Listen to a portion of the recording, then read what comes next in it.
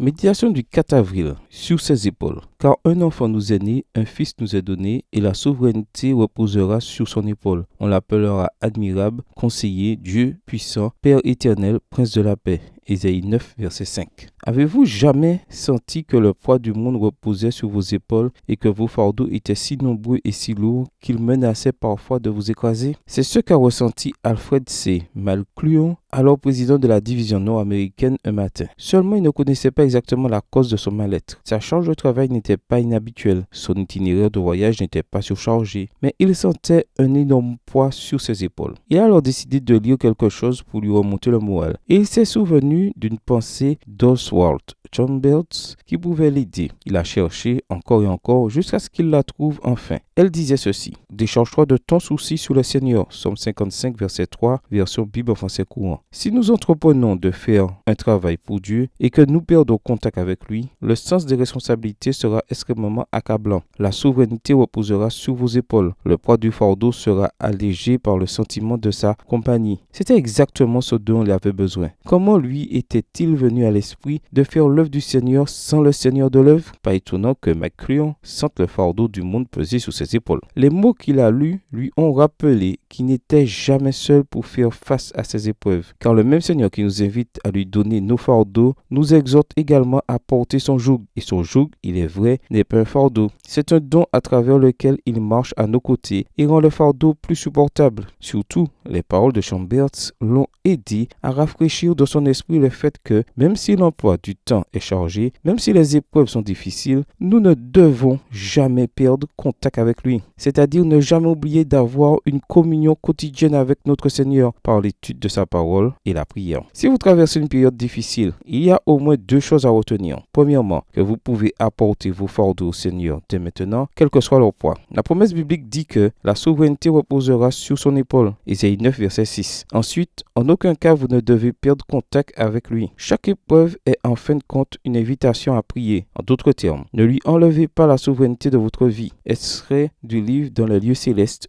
2013, page 125. Prière. Seigneur Jésus, j'accepte ton invitation à placer mes fardeaux sur tes épaules et aide-moi à faire en sorte que rien ne m'empêche d'avoir une rencontre personnelle avec toi chaque jour. Bonne journée à vous et que le Seigneur vous bénisse.